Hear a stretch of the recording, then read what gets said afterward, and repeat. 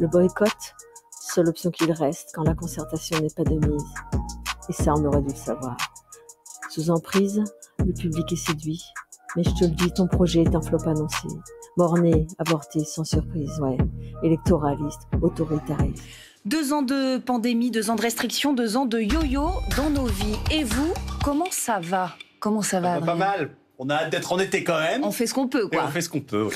Et oui, parce que c'est une vraie question qu'on va se poser. Comment ça va ? Tout le monde se la pose jour après jour. Et on va prendre aussi le temps de s'arrêter sur un dispositif, Mon Psy, censé nous donner un meilleur accès à des professionnels comme vous, Camille Morik-Faïdi. Bonsoir. Bonsoir. Vous êtes psychologue clinicienne, cofondatrice du collectif Manifeste Psy. On va en parler dans un instant. Et vous avez raison de demander comment ça va, Lucie, parce que finalement, quand on en parle autour de nous, à nos amis, à nos proches, à nos collègues, il y a parfois une petite musique, un sentiment de ras-le-bol, une lassitude, des angoisses, voire des burn-out. On dirait bien que les Français ne vont pas forcément très fort en ce moment. Et c'est la première question qu'on a envie de vous poser, vous qui êtes psychologue clinicienne. Est-ce que psychologiquement, vous ressentez cela, ce ras-le-bol, dans les gens qui viennent vous voir ou globalement autour de vous ?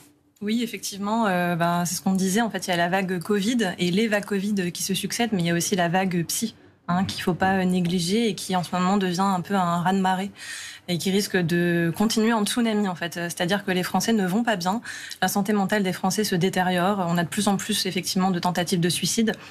Chez les jeunes, beaucoup de décrochage scolaire. Les gens, en fait, ne vont vraiment pas bien. Il y a une augmentation des consultations. Les libéraux sont vraiment overbookés.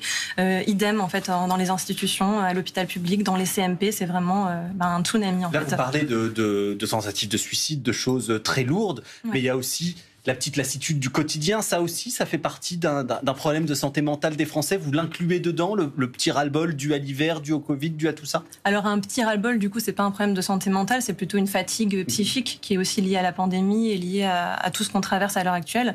Mais du coup... Voilà, une petite fatigue, des fois c'est l'arbre qui cache la forêt, c'est-à-dire qu'est-ce qui est sous-jacent, qu'est-ce qui ne va pas en fait, pourquoi il y a tant de lassitude, pourquoi il y a tant de tristesse, et des fois juste un peu de tristesse et un peu d'angoisse, ça finit par se développer et devenir plus en fait. Vous nous dites pour l'instant on est dans une vague qui va devenir très certainement un tsunami. Les premiers mois de la pandémie, le gouvernement notamment s'est pas forcément rendu compte des conséquences psychologiques que ça pouvait avoir. En tout cas, on n'a pas eu l'impression qu'il y avait beaucoup d'attention qui y était prêtée. Est-ce qu'aujourd'hui, vous considérez qu'il y a une prise en compte un peu meilleure de ces conséquences psychologiques de la pandémie ? Non, pas du tout. En fait, c'est vraiment... En fait, le dispositif Mon Psy Santé, c'est de la poudre aux yeux. C'est une façon de faire de la com gouvernementale pour l'élection qui s'en vient. Et c'est une façon aussi illusoire de faire croire aux Français que le gouvernement s'inquiète vraiment de la santé mentale et des problématiques psychologiques des Français. Ce qui n'est pas le cas, en fait. Ils prennent pas du tout en compte cette vague psy, en fait, qui est liée à la pandémie, liée à la fatigue psychique de la population suite à ces 2 années terribles, en fait, liées au Covid. Alors, puisque vous parlez de ce dispositif Mon Psy, on va regarder un peu plus en détail ce qu'il est, ce dispositif. On va se tourner vers Leslie Cadieux. Leslie, vous avez étudié la question en quoi ça consiste, ce fameux dispositif Mon Psy. Voilà, Mon Psy Santé, ça commence par ce site internet monpsy.santé.gouv.fr. Le principe, c'est que les consultations chez le psychologue vont commencer à être remboursées par l'assurance maladie, mais vous le disiez, bien sûr, il y a des subtilités. Tout d'abord, qui va y avoir accès ? Toute personne de plus de 3 ans qui présente des troubles psychiques d'intensité légère à modérée, et ces personnes devront être munies d'une prescription de leur médecin traitant. Ensuite, quel sera le coût de cette consultation ? On le rappelle, en France, une consultation chez un psychologue, c'est entre 50 et 70 euros. Aujourd'hui, dans ce dispositif, le prix n'est pas encore totalement fixé, mais le ministère a avancé la somme de 40 euros maximum pour la première consultation. La première consultation, c'est le bilan psychologique du patient. Ensuite, 30 euros pour les consultations suivantes. Mais justement, à combien de consultations on aura le droit ? Eh bien, là encore, le chiffre n'est pas fixé, mais le ministère avance le chiffre de 8 séances par an, renouvelables certes, mais seulement l'année suivante, ce qui obligera certains patients à interrompre leur démarche de soins s'ils ne peuvent pas par la suite payer des consultations à taux plein. Ensuite, quels psychologues vont être concernés ? Cela se fera uniquement sur la base du volontariat. Les psychologues, s'ils veulent adhérer au dispositif, devront s'inscrire sur le site monpsy.santé.gouv.fr. Ensuite, l'assurance maladie établira un annuaire et prévoit au printemps, dès le printemps, les premières consultations remboursables.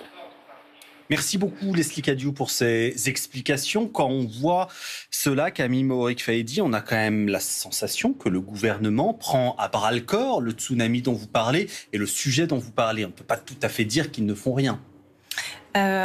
Comme je le disais, c'est vraiment de la poudre aux yeux. C'est-à-dire que ça donne l'impression que c'est merveilleux, que c'est un dispositif qui s'adresse à tous les Français, que tous les Français vont pouvoir en bénéficier, que c'est génial, que du coup la santé mentale elle est vraiment prise en compte et qu'on va faire quelque chose pour cette vague. Mais c'est quoi le problème du coup? Pourquoi vous nous dites que tous les Français pourront pas y accéder par exemple? Alors en fait, on a fait le calcul, c'est-à-dire que pour la première année, là pour 2022, ils veulent seulement 1000 psys inscrits et ensuite au bout de quelques années, ils en voudront 3000. Donc on a fait le calcul.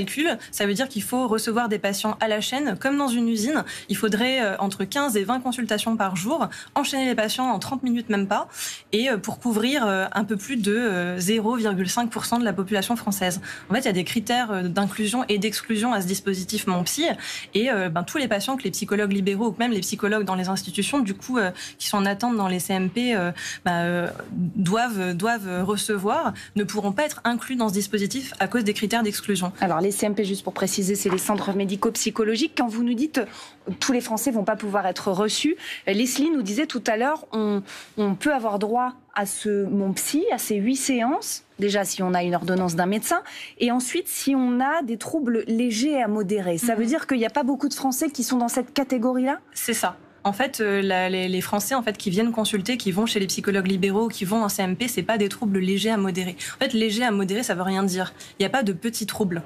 Les psychologues, ils font souvent, ils reçoivent des patients qui ont des troubles plutôt conséquents, nous on va dire plutôt de modérés alors à sévères, même si on n'utilise pas ce discours-là.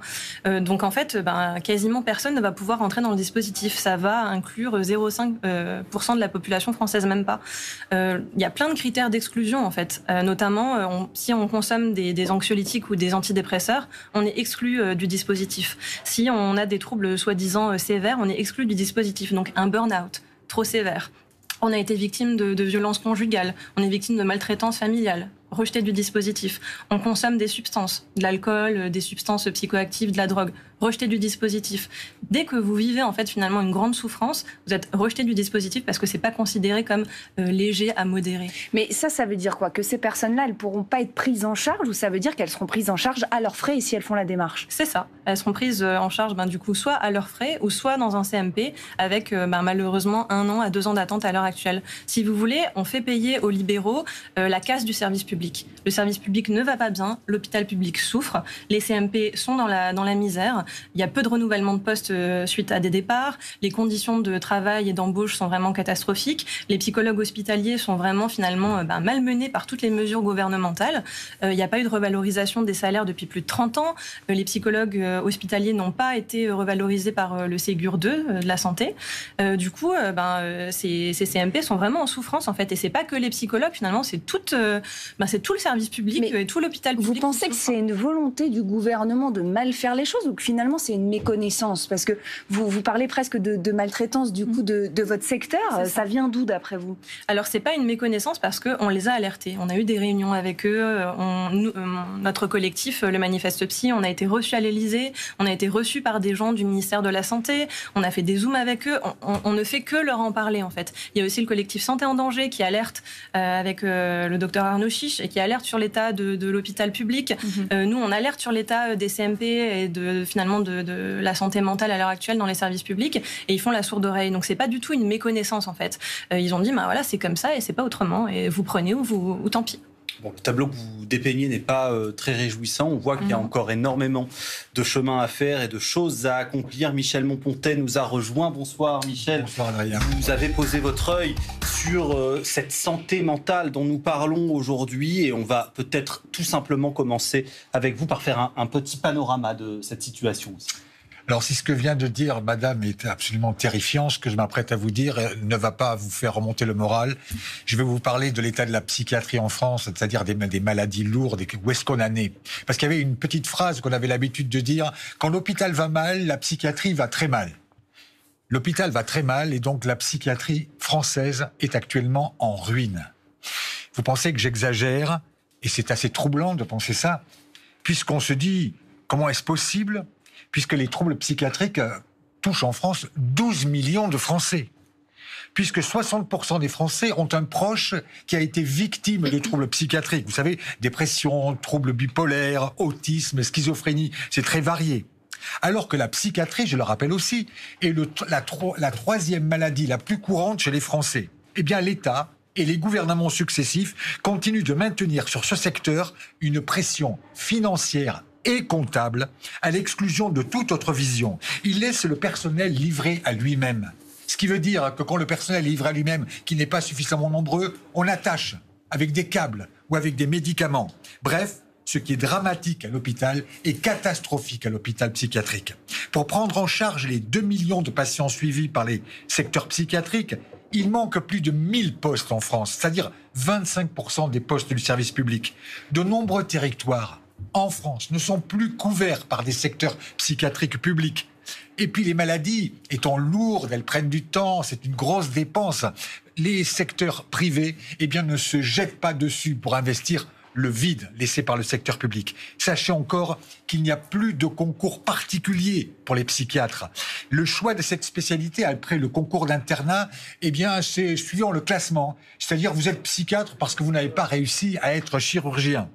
Les dimensions relationnelles, enfin, dans la formation des psychiatres ont été totalement abandonnées. Et pour aggraver le tout, depuis 10 ans, on a réduit au minimum la présence soignante en imposant des tâches bureaucratiques, chronophages et débilitantes. Mais ce n'est pas tout. L'histoire retiendra certainement une mention particulière pour Nicolas Sarkozy. Souvenez-vous, après le meurtre d'un étudiant en 2008 qui avait été assassiné par un dangereux schizophrène échappé d'un hôpital psychiatrique, il avait criminalisé la psychiatrie. Il avait montré du doigt les malades en disant « ces gens-là sont des dangers pour la société ». Et il avait entièrement refondé la question de la population dans les hôpitaux psychiatriques.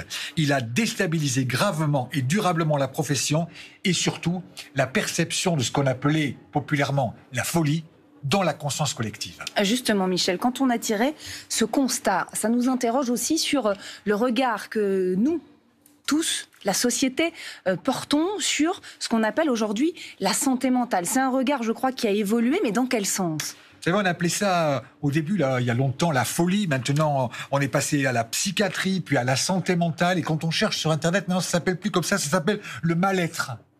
Dans ce glissement sémantique, on voit à quel point ces choses-là nous font peur et combien on a besoin de se cacher derrière cette hypocrisie des mots. Depuis toujours, la folie a questionné la société sur sa nature. La folie, c'est un peu comme un miroir impitoyable des violences en cours dans une société sur les plus faibles et les plus vulnérables. La perception de la folie a évolué avec la psychiatrie. Elle est passée au fil des siècles de l'enfermement à la torture, de la prison de pierre à la prison médicamenteuse, comme pour rendre invisibles et muets, de siècle en siècle, celles et ceux qui souffrent et qui ne peuvent dire pourquoi. Regardez comme la vision de la psychiatrie raconte des choses sur l'époque. Au Moyen-Âge, la folie, c'était Dieu, ou plutôt, c'était le diable. À la Révolution, le fou est un être humain enchaîné qu'il faut libérer. Au début du XXe siècle, le fou est un poète illuminé et splendide. En 1968, le fou est une victime de la société. Au début du XXe siècle, le fou est un danger que la police doit arrêter. Et aujourd'hui, le malade psychiatrique, c'est quelqu'un qui coûte très cher à la société. C'est un budget exorbitant. Le fou dit donc un état violent de désolidarisation pour les plus faibles, ce défaut monstrueux de nos sociétés décadentes que nous ne voulons pas voir, tout comme nous ne voulons pas voir ce qu'est la maladie psychiatrique. Merci beaucoup Michel Monpontet pour tout cet éclairage et cette analyse de la folie. Est-ce que vous souscrivez à ces propos-là, Camille ? Et autre question, parce que nous allons parler de la jeunesse dans un instant. Comment vont les jeunes aujourd'hui en France, vos plus jeunes patients ? Les jeunes, justement, ils vont pas très bien. Entre le décrochage scolaire, entre les idées suicidaires, entre l'automutilation, entre les crises d'angoisse, entre les attaques de panique, entre les hospitalisations montent en flèche dans les services d'urgence, en pédopsychiatrie, dans les CMP, c'est pareil, c'est la catastrophe. Au libéral aussi, les psychologues libéraux, vraiment... une recrudescence de demandes au niveau des plus jeunes et des adolescents notamment. On sent que la pandémie, depuis 2 ans, en fait, a vraiment aggravé la situation mentale de ces jeunes qui vivent des souffrances au quotidien, en fait, ne serait-ce qu'à l'école avec les professeurs absents, avec l'absentéisme du coup en cours, avec le repli sur eux-mêmes, l'incapacité à pouvoir faire des soirées, à pouvoir socialiser. On sent que chez les jeunes, justement, ça pèse. Peut-être un mot pour leur donner un peu de positivité, même s'ils vont mal. Qu'est-ce qu'on peut leur conseiller à ces jeunes quand ça va pas très bien? Déjà, aller voir un psychologue. C'est ça. Donc, quand ils le peuvent, on sait effectivement que c'est pas donné à tout le monde de pouvoir aller consulter au libéral. Mais quand les familles le peuvent, d'aller effectivement voir un psychologue en libéral. Sinon, s'ils le peuvent vraiment pas, d'aller quand même dans les CMP et de se mettre sur les listes d'attente.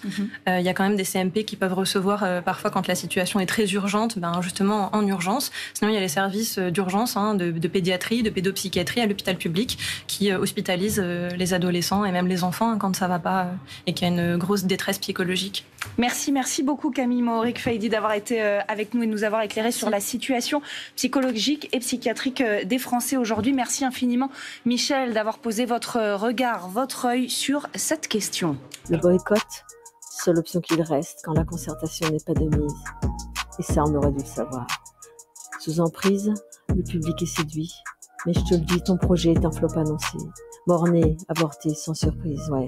Électoraliste, autoritariste.